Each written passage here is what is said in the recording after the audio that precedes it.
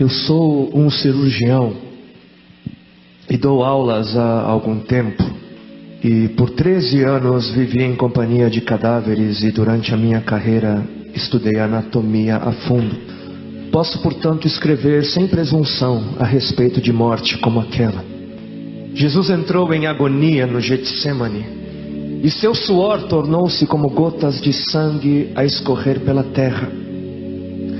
O único evangelista que relata o fato é um médico, Lucas, e o faz com a precisão de um clínico. O suar sangue, ou hematidrose, é um fenômeno raríssimo. É produzido em condições excepcionais. E para provocá-lo é necessário uma fraqueza física, acompanhada de um abatimento moral violento, causado por uma profunda emoção, por um grande medo. O terror, o susto, a angústia terrível de sentir-se carregando todos os pecados dos homens devem ter esmagado Jesus. Tal tensão extrema produz o rompimento das finíssimas veias capilares que estão sob as glândulas sudoríparas, e o sangue se mistura ao suor e se concentra sobre a pele, escorrendo então por todo o corpo até a terra. O corpo dele inteiro havia se tornado negro, porque ele havia suado sangue. Só para os irmãos entenderem qual é o estado de espírito que leva alguém a suar sangue.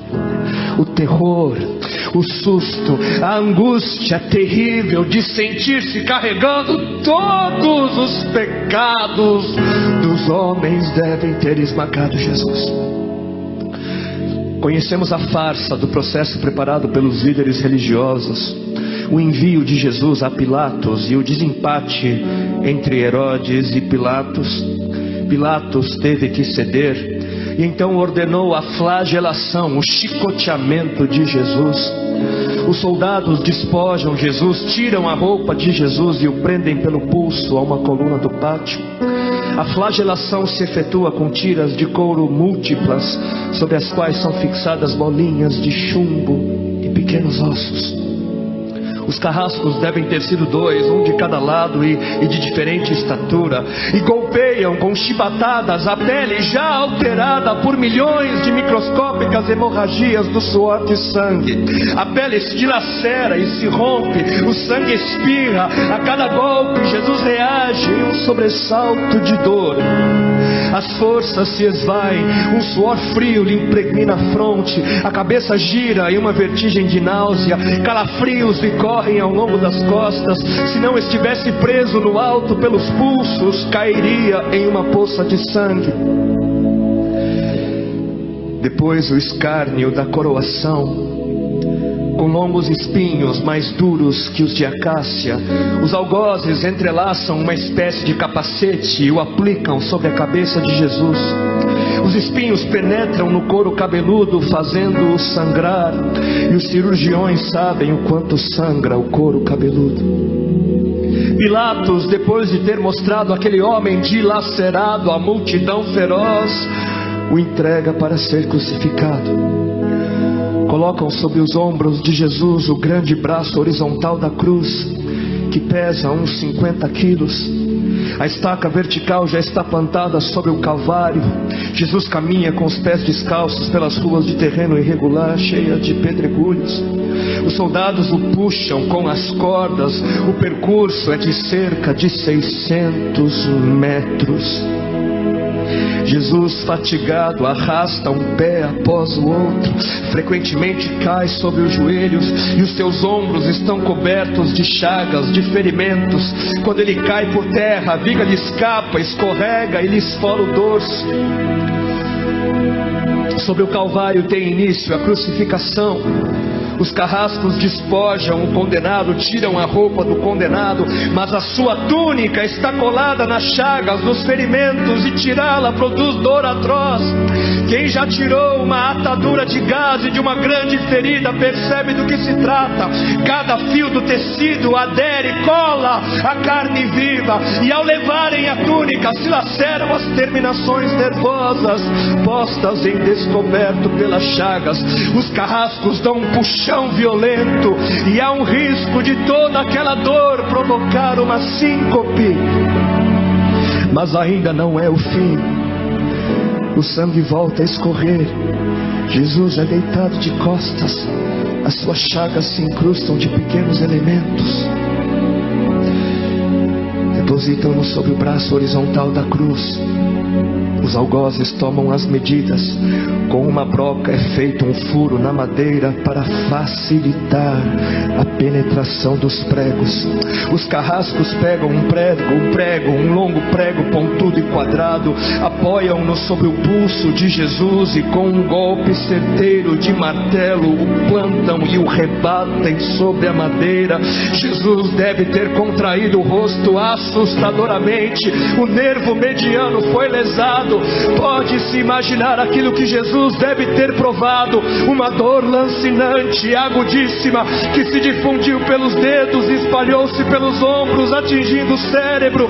A dor mais insuportável que um homem pode provar, ou seja, aquela produzida pela lesão dos grandes troncos nervosos, que provoca uma síncope e faz perder a consciência. Mas em Jesus não. O nervo é destruído só em parte, e a lesão do tronco nervoso permanece em contato com o prego. E quando o corpo for suspenso na cruz, o nervo se esticará fortemente como uma corda de violino esticada, e a cada solavanco, a cada movimento, vibrará despertando dores dilacerantes. Elevam a Jesus. Os ombros da vítima esfregam dolorosamente sobre a madeira áspera. As pontas cortantes da grande coroa de espinhos penetram o crânio. A cabeça de Jesus inclina-se para a frente, uma vez que o diâmetro da coroa o impede de apoiar-se na madeira. Cada vez que o mártir levanta a cabeça, recomeçam pontadas agudas de dor. Pregam-lhe os pés. Ao meio-dia, Jesus tem sede.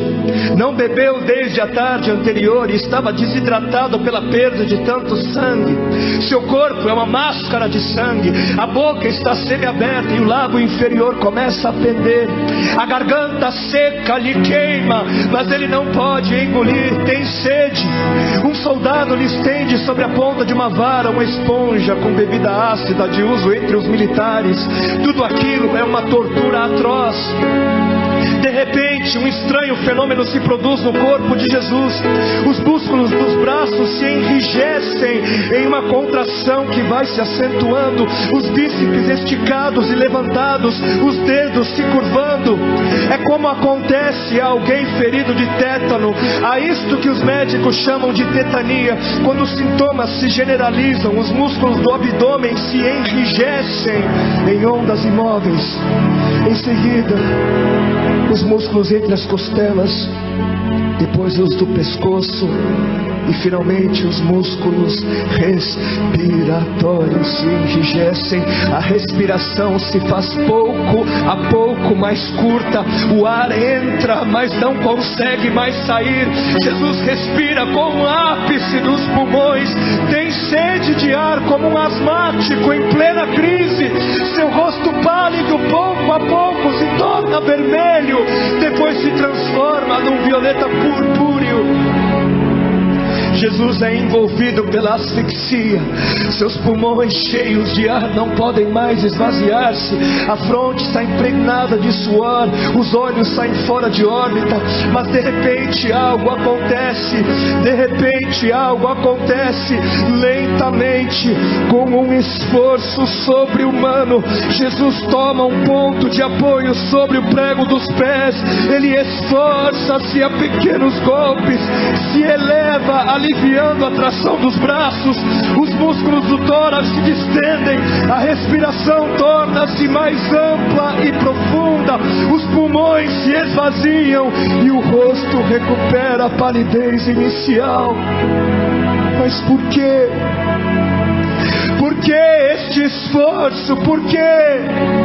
Porque Jesus quer bradar: Pai, perdoa-lhes porque não sabem o que fazem. E logo em seguida o corpo de Jesus começa a afrouxar-se de novo e a asfixia recomeça. Foram transmitidas 7 frases pronunciadas por ele na cruz, e cada vez que quer falar ele deverá elevar-se, tendo como apoio o prego dos pés. Inimaginável! Pouco depois o céu escurece, o sol se esconde, de repente a temperatura diminui. Logo serão 3 da tarde, e depois de uma tortura que dura horas e horas, todas as suas dores, toda a sua sede, todas as cãibras, toda a asfixia, todo o latejar dos nervos medianos lhe arrancam um lamento: Deus meu, Deus meu, por que me desamparaste?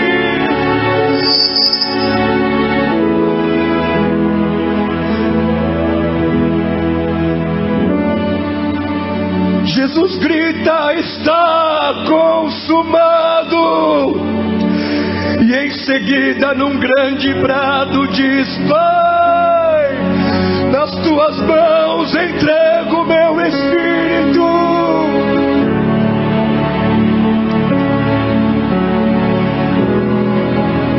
E morreu no meu lugar e no seu.